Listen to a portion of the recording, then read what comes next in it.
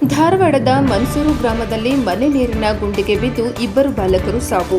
ಮನೆ ನಿರ್ಮಿಸಲು ತೆಗೆಯಲಾಗಿದ್ದ ಗುಂಡಿಗೆ ಬಿದ್ದು ಇಬ್ಬರು ಮಕ್ಕಳು ದಾರುಣವಾಗಿ ಸಾವನ್ನಪ್ಪಿದ ಘಟನೆ ಧಾರವಾಡದ ಮನ್ಸೂರು ಗ್ರಾಮದಲ್ಲಿ ಬುಧವಾರ ತಡರಾತ್ರಿ ಸಂಭವಿಸಿದೆ. ಧಾರವಾಡ ತಾಲೂಕಿನ ಮನ್ಸೂರು ಗ್ರಾಮದಲ್ಲಿ ಈ ದುರ್ಘಟನೆ ನಡೆದಿದೆ. ಕುಮಾರ್ ನಿಂಗಪ್ಪ ಮುದ್ದು ಕಣ್ಣವರ್ 7 ವರ್ಷ, ಪ್ರಥಮ 7 ವರ್ಷ ಮೃತ ಮಕ್ಕಳಾಗಿದ್ದಾರೆ.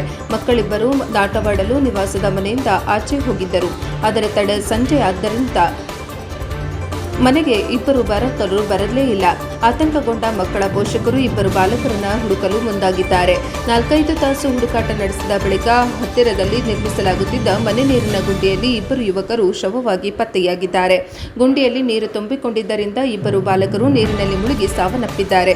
ಇನ್ನು ಪ್ರಥಮ ಧಾರವಾಡ ಸತ್ತೂರು ಗ್ರಾಮದ ನಿವಾಸಿಯಾಗಿದ್ದು, ಶಾಲೆಗಳ ರಜೆ ಹಿನ್ನೆಲೆಯಲ್ಲಿ ಮಾವನ ಮನೆಗೆ ರಜೆಗೆ ತೆರಳಿ ದುರ್ಘಟನೆಯಲ್ಲಿ ಪ್ರಾಣ ಕಳೆದುಕೊಂಡಿದ್ದಾನೆ.